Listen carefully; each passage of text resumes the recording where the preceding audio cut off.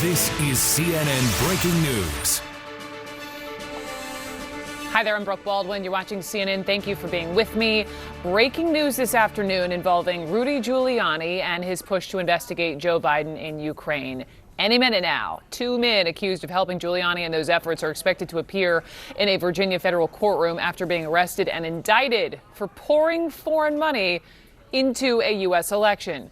The charges all relate to donations made by these 2 men. So this is Igor Fruman and Lev Parnas to former Texas Congressman Pete Sessions, a congressman they allegedly asked to help get the former U.S. ambassador to Ukraine fired.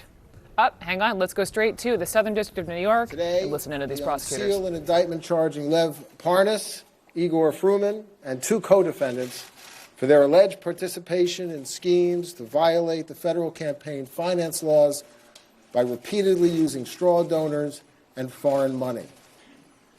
Parnas and Fruman were arrested around 6 p.m. last night at Dulles Airport as they were about to board an international flight with one-way tickets.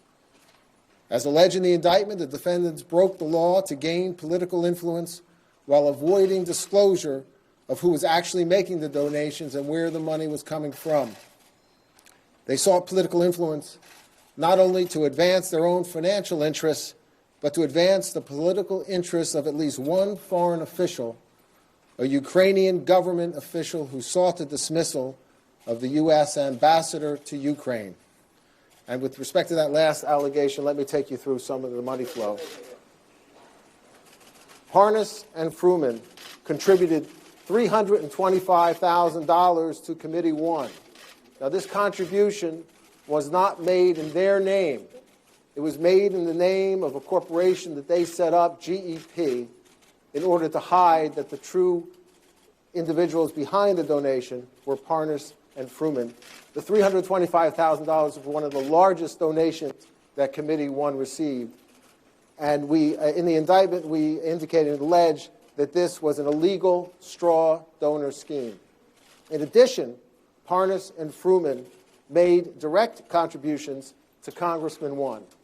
And these contributions, direct and promised, totaled over $20,000. Moreover, Committee 1 spent approximately $3 million to benefit Congressman 1. Now, as a result, Parnas and Fruman had several meetings with Congressman 1, and at these meetings, Parnas, on behalf of a Ukrainian government official, lobbied Congressman 1 to advocate for the removal of the then U.S. ambassador to Ukraine. Protecting the integrity of our elections and protecting our elections from unlawful foreign influence are core functions of our campaign finance laws. And as this office has made clear, we will not hesitate to investigate and prosecute those who engage in criminal conduct that draws into question the integrity of our political process. And I want to add that this investigation is continuing. Now, I want to acknowledge and thank our wonderful AUSAs who worked on prosecuting and investigating this case and will continue to investigate this case. To my right is Rebecca Donaleski, and someone who would ordinarily be to her right, Nick Rose, could not be here today because he is in the Eastern District of Virginia assisting with the presentment of Parnas and Fruman. But to Rebecca's right is Russ Capone and Edward Discant, and they are our marvelous co-chiefs of our public corruption unit. And I also want to thank our partner in this case and so many of our important cases, the New York office of the FBI, represented here today. To my left, Bill Sweeney, my good friend, the assistant director in charge of the New York field office. To his left, Mike Driscoll, the special agent in charge of the criminal division.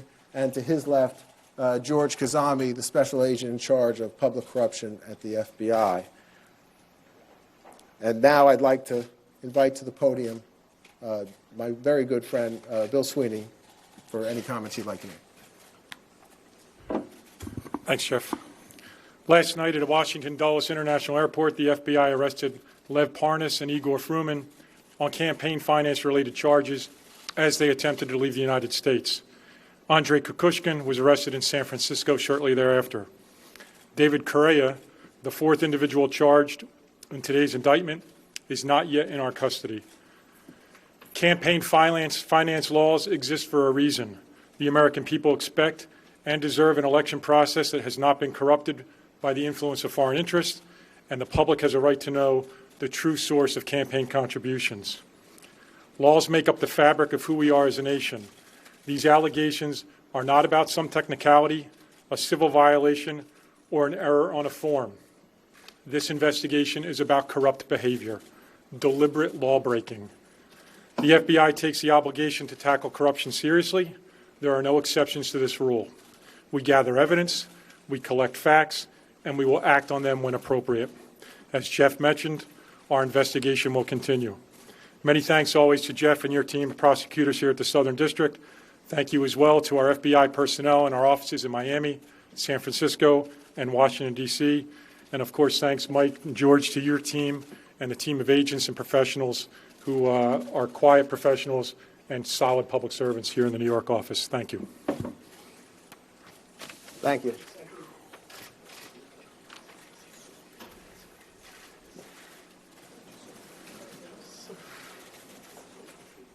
Okay, so let's take it from here. So again, these two men we're talking about who've been arrested and indicted, Igor Fruman and Lev Parnas, right? So they were, as you just heard, they were at Dulles International Airport, so right in the Washington, D.C. area last evening with one-way tickets. And that is when the feds came in and grabbed them. So they've been arrested and indicted for pouring foreign money into the U.S. election. Let's go first to CNN crime and justice reporter Shimon Prokopez. So Shimon, break this down for us. What just happened?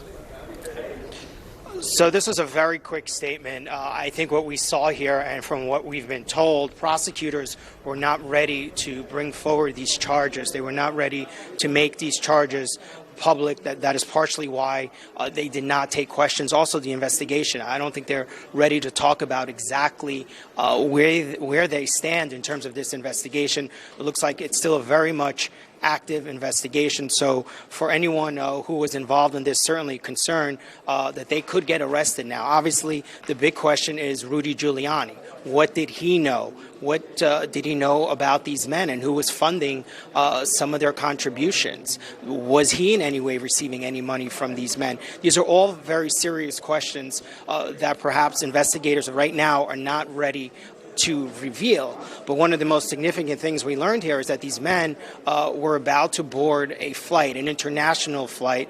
They had one-way tickets. The FBI, keeping track of them, moved in and arrested them because of obvious concerns that they were going to flee the country and then they would not be able to get them back. So that is very significant. Obviously, a lot of attention. This Ukraine matter, the Ukraine situation getting a lot of attention, perhaps may have spooked these individuals, and so they decided that they wanted to flee the country. But there are still, obviously, so many questions that need to be answered about these men, about their involvement, who is funding them.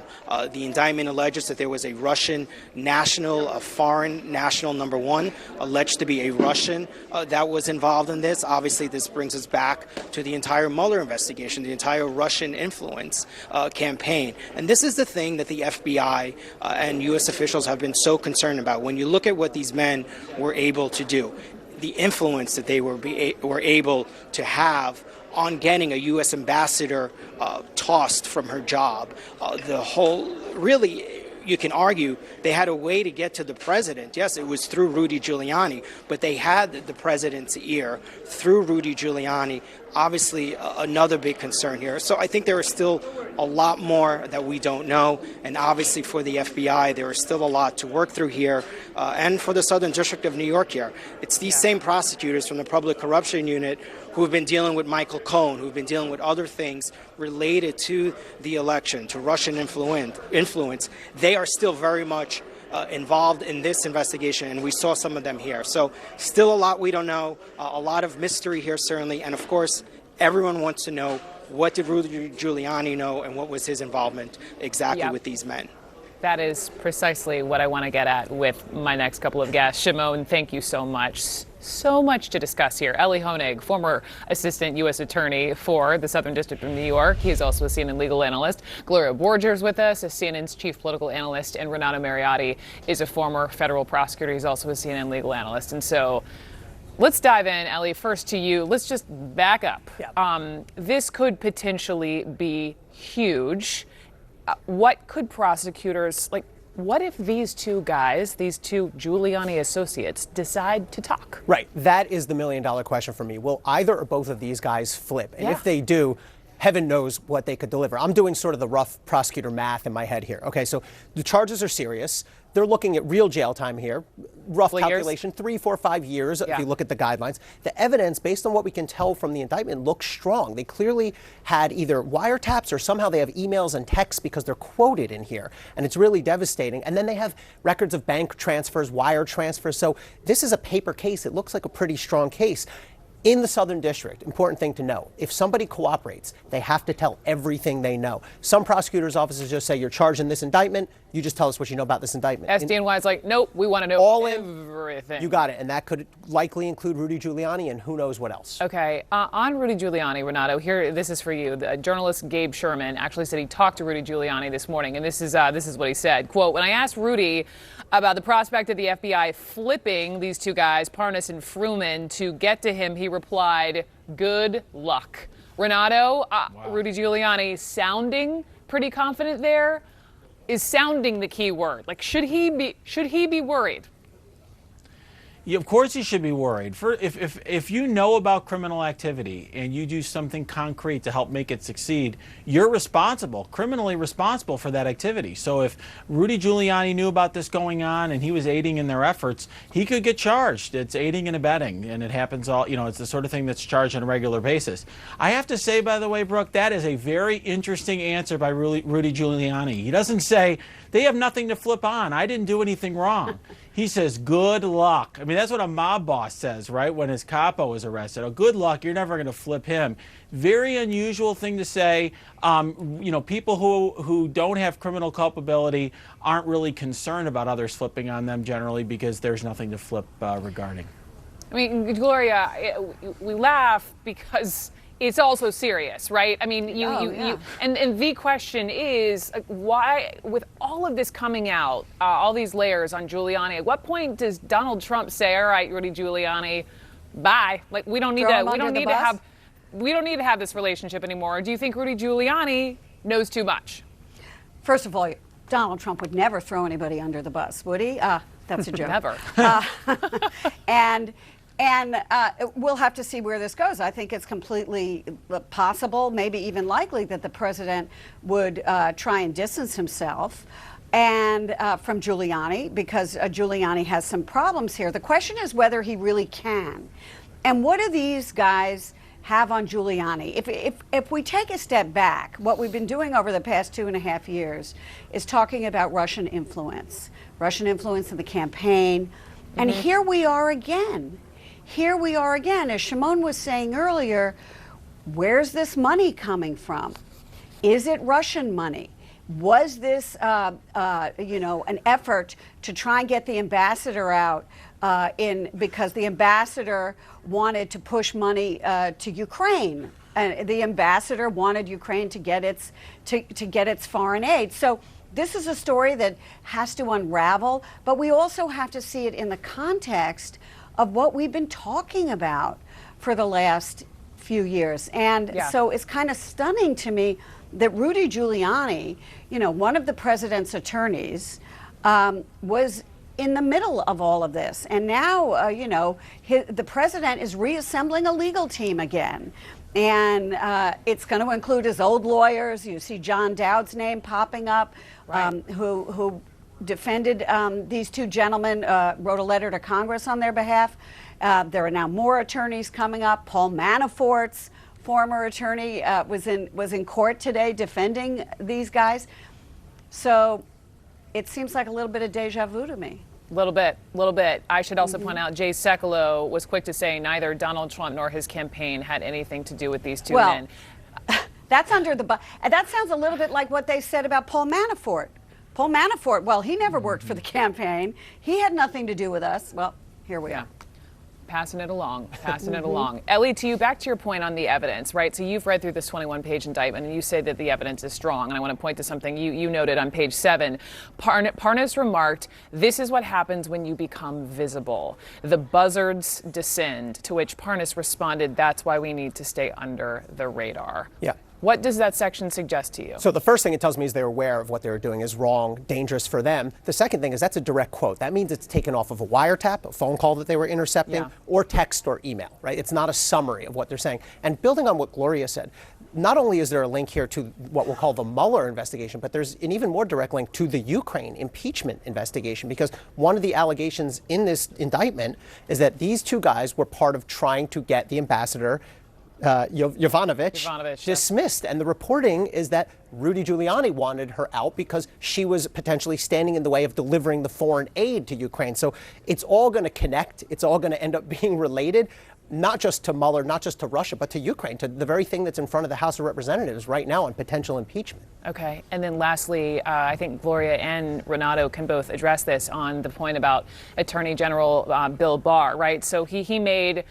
just so happened to make what was described as a routine visit today to the Southern District of New York, right, who just held this news conference. CNN has learned that he was briefed on this whole investigation in February and supported the prosecution. So, Gloria and then Renato, on your thoughts on Bill Barr and all of this.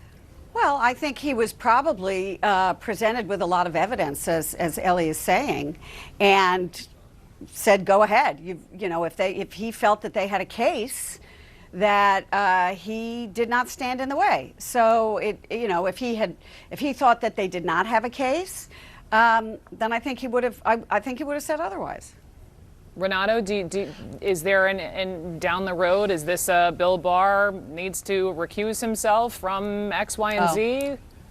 Well, Barr has certainly raised a lot of questions about his, whether or not he's acting on behalf of Donald Trump versus acting on behalf of the American people. So a lot of people are going to have concerns about his involvement here. There was a lot of speculation when the Cohen investigation, the investigation that ultimately went into the Trump organization, closed down, that he had a role in that. You know, as a former prosecutor, I don't believe in coincidences, Brooke. It seems awfully coincidental that he happens to be there today. I suspect it's going to generate a lot of questions. And if I was advising Attorney General Barr, I would tell him to stay as far away from this investigation and the details of it as possible. But let me ask the lawyers here. If this is high profile, obviously, and the issue of impeachment is before the Congress, and I don't believe in coincidences either, but weren't the attorneys in New York correct in letting the AG know about this in advance because it was so high profile?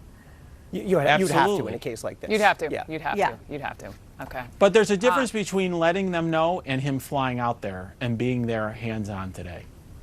Okay. We'll let that hang. We're going to take a commercial break. I've got so much more to talk about today. Gloria, Ellie, Renato, thank you very much. Sure. Much more ahead.